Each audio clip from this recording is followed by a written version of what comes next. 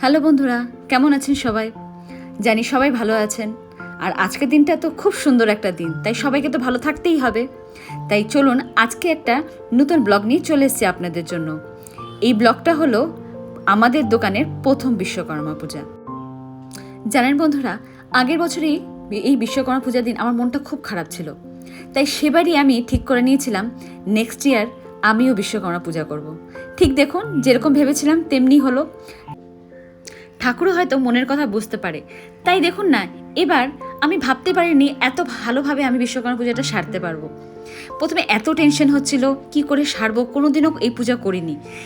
তবুও দেখুন কিভাবে সুন্দরভাবে সুষ্ঠুভাবেই পুজোটা সম্পন্ন হয়ে গেল। সমস্ত কিছুর ব্যবস্থাও ভগবানই করে দেয়। ঠাকুরের কাছে তাই এটাই প্রার্থনা রইল, সবার যেন মঙ্গল হোক। ঠাকুর এইভাবেই যেন সবার মনস্কামনা পূরণ করে যায়। এইভাবে যেভাবে আপনারা আমাদের পাশে আছেন, এইভাবেই পাশেই থাকুন। আর আমাদের নতুন নতুন ব্লগ দেখার জন্য আমাদের পেজটাকে ফলো করুন ও লাইক কমেন্ট করুন।